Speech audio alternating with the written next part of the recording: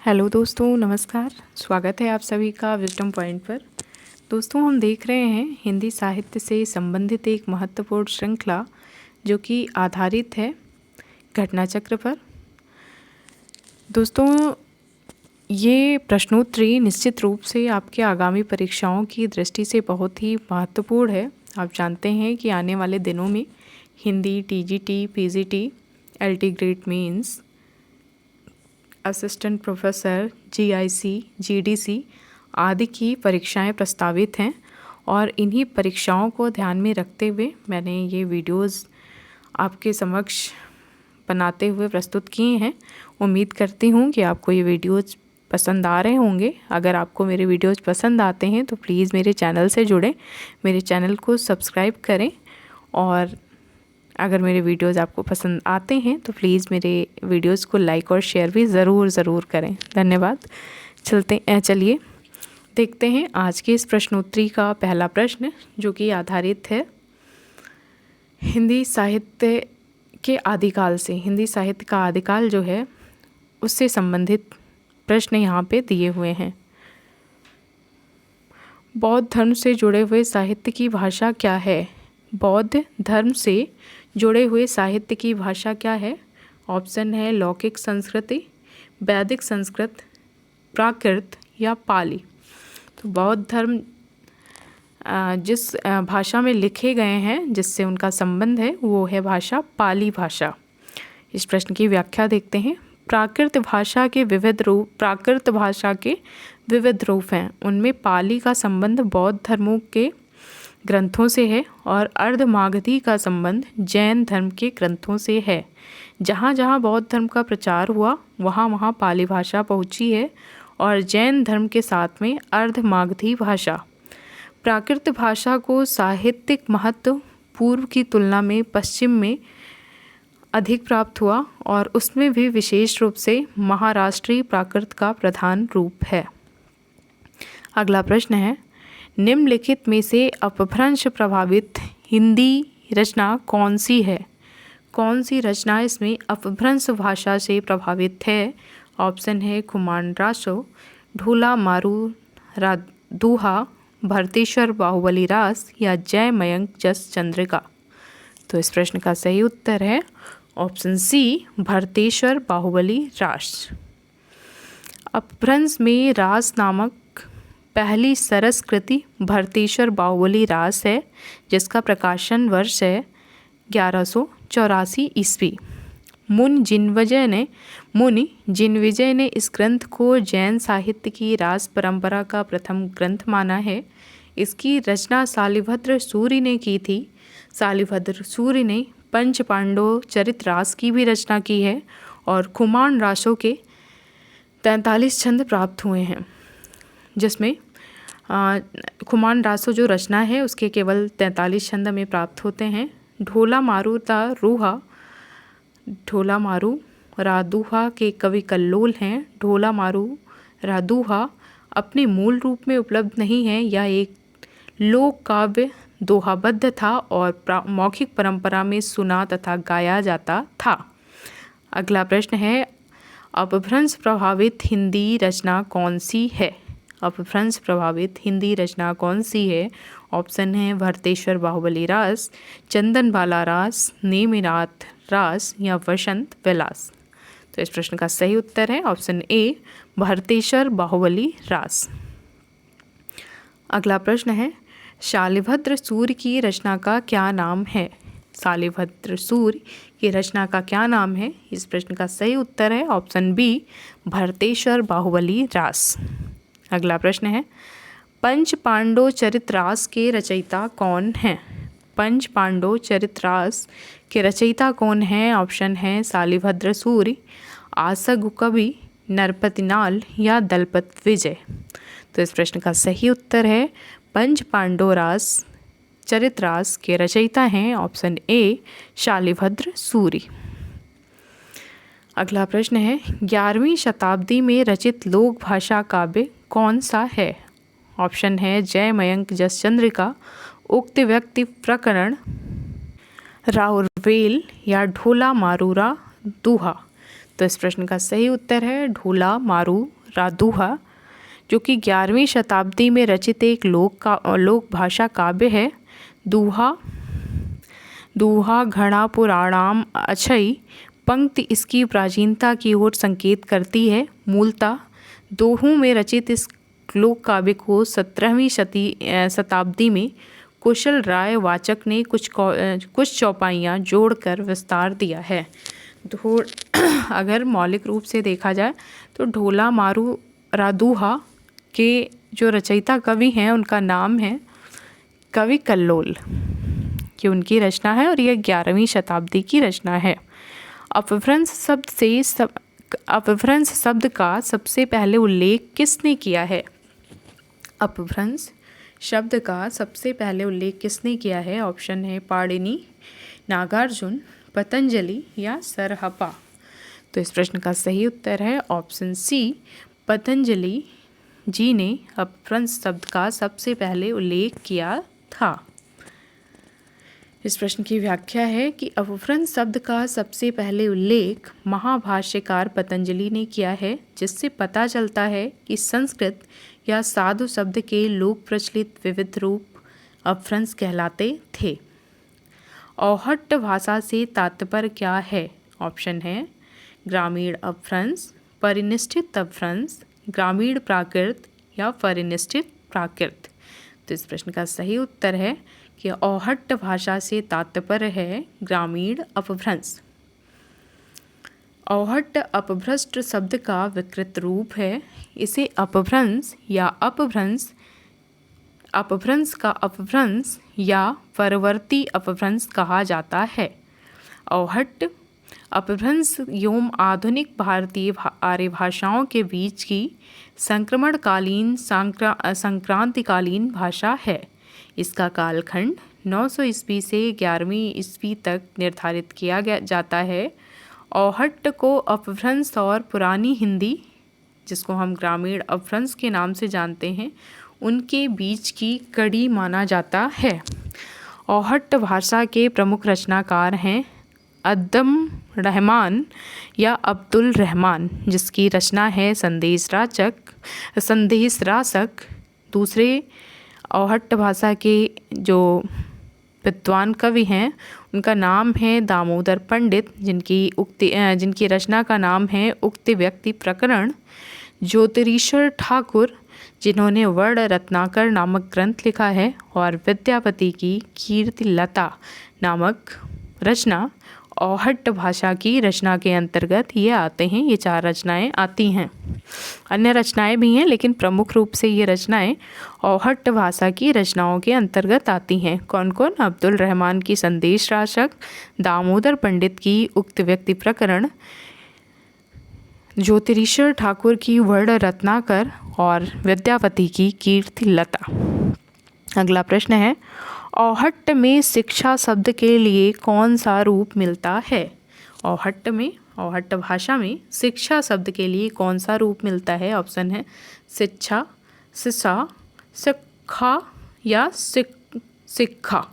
तो इस प्रश्न का सही उत्तर है ऑप्शन सी, शिक्षा।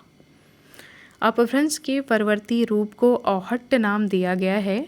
औहट्ट में शिक्षा शब्द के लिए शिक्षा रूप मिलता है। अगला प्रश्न है, राहुल सांकृत्यायन के अनुसार चर्या गीत और दोहा कोश की रचना करने वाले पहले बौद्ध सिद्ध कौन से हैं? चर्या गीत और दोहा कोश की रचना करने वाले पहले बौद्ध सिद्ध कौन हैं? ऑप्शन है सरहपा, कर्णहपा, डोम्बिया या कमरिपा। तो इस प्रश्न का सही उत्तर है ऑप्शन ए, सरहपा। इस प्रश्न की व्याख्या है, राहुल सांकृत्यायन के अनुसार चर्या गीत और दोहा कोश की रचना करने वाले पहले बौद्ध सिद्ध सरहपा हैं। सरहपा को हिंदी का पहला कवि माना जाता है। राहुल सांकृत्यायन ने सरहपा का समय 760 ईस्वी स्थिर किया है। अधिकांश विद्वानों को यही समय मान्य है, जबकि बच्चन सिंह ने लिखा है कि आक्रोश की भाषा का पहला प्रयोग सरहपा में ही दिखाई देता है। यह है कथन बच्चन सिंह का। अगला प्रश्न है, निम्नलिखित में से कौन सा नाम सिद्ध परंपरा की योगिनी का नहीं बल्कि योगिका है? ऑप्शन है पुतलिपा, मणिभद्रपा, कनखलापा या लक्ष्मीकरा। तो इस प्रश्न का सही उत्तर है ऑप्शन ए पुतलिपा।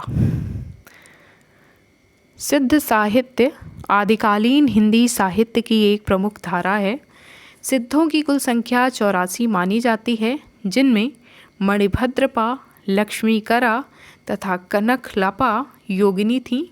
इन तीनों के अतिरिक्त मेखलापा भी सिद्ध योगिनी थी। इस प्रकार 84 सिद्धों में केवल 4 महिलाएं थीं।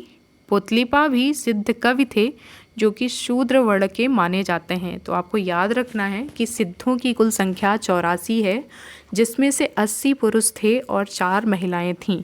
उन चारों महिलाओं के नाम हैं मणिभद्रपा, लक्ष्मीकरा, कनखलापा और मेखलापा।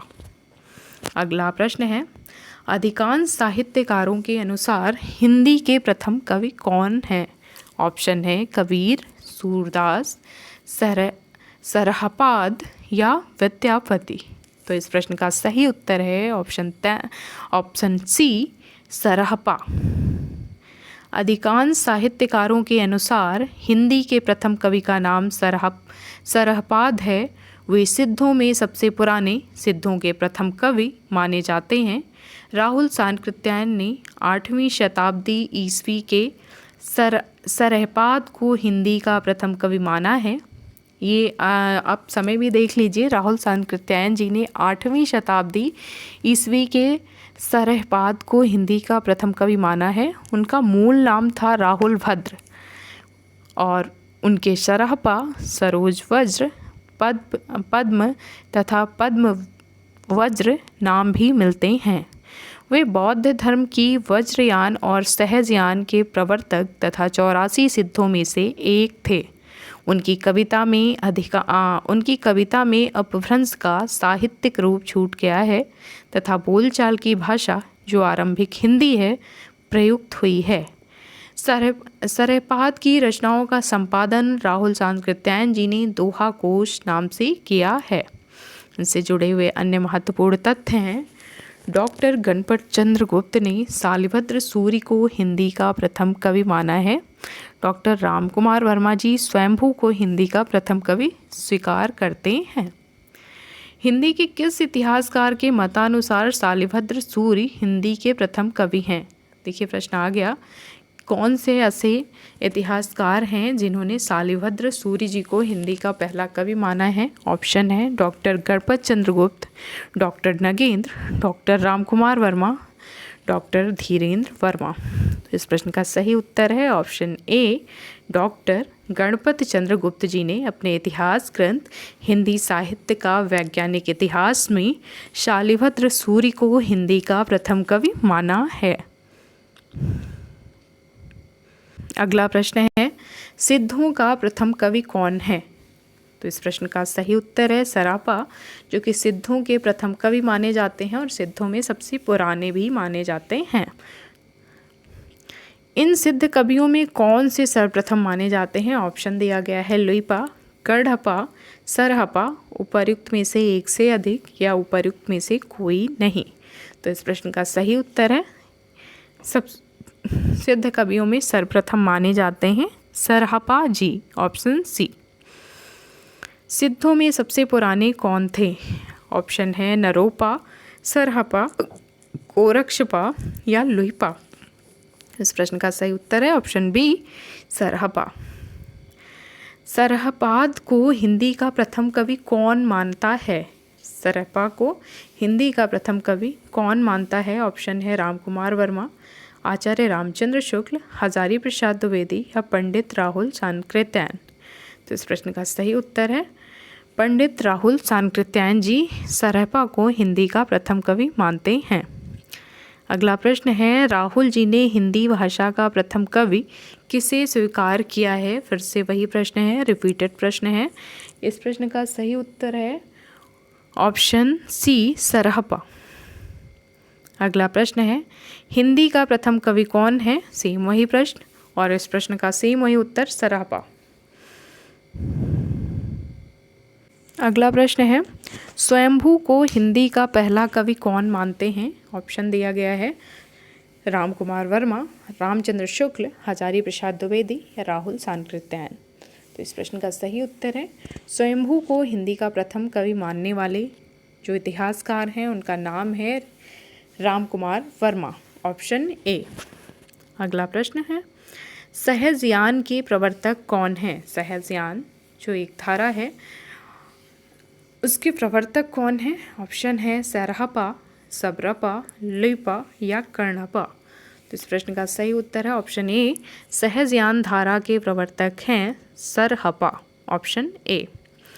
सिद्धों से संबंधित रामचंद्र शुक्ल के कौन से कथन सही हैं? इनमें से बताना। यहाँ 4 कथन दिए गए हैं, आपको बताना है कि कौन कौन से कथन इनमें से सही हैं।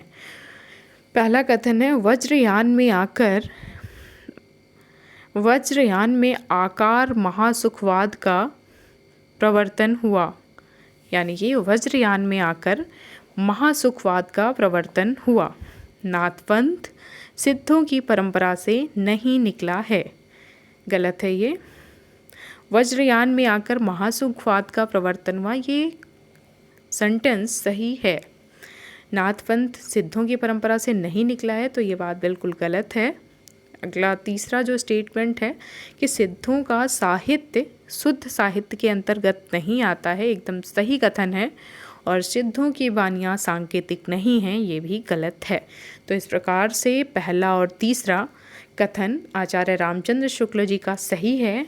अब देखते हैं विकल्प में पहला और तीसरा सही का विकल्प कहाँ है? पहला ही विकल्प है, पहला और तीसरा। तो इस प्रकार से विकल्प ए सही है। इसकी व्याख्या देख लेते हैं। सिद्धों से संबंधित आचार्य रामचंद्र शुक्ल जी के कथन है कि वज्रयान में आकर महासुखवाद का प्रवर्तन हुआ है और सिद्धों का साहित्य शुद्ध साहित्य के अंतर्गत नहीं आता है। सिद्ध साहित्य से जुड़े हुए अन्य महत्वपूर्ण तथ्य हैं कि सिद्ध साहित्य का उद्भव बौद्ध धर्म के वज्रयान शाखा से हुआ है। सिद्धों में सबसे पुराने सरहपा हैं और सिद्धों की कुल संख्या 84 है। इनकी भाषा संध्या भाषा कहलाती है। इनमें सांकेतिक शब्द प्रयुक्त होते हैं। तो संध्या भाषा किसकी भाषा कहलाती है? सिद्धों की भाषा को हम संध्या भाषा के नाम से जानते हैं। तिब्बत के 84 सिद्धों की परंपरा कौन से सिद्ध से आरंभ हुई थी? तो इस प्रश्न का सही उत्तर है ऑप्शन सी, सरहपा से। इस प्रश्न की व्याख्या देख लेते हैं। सिद्धों की वज्रयान शाखा से ही 84 सिद्धों की परंपरा आरंभ हुई थी। राहुल सांकृत्यायन के अनुसार तिब्बती सिद्धों की परंपरा सरहपा से प्रारंभ होकर तथा नरोपा से पूरी हुई। संध्या भाषा इनकी भाषा थी।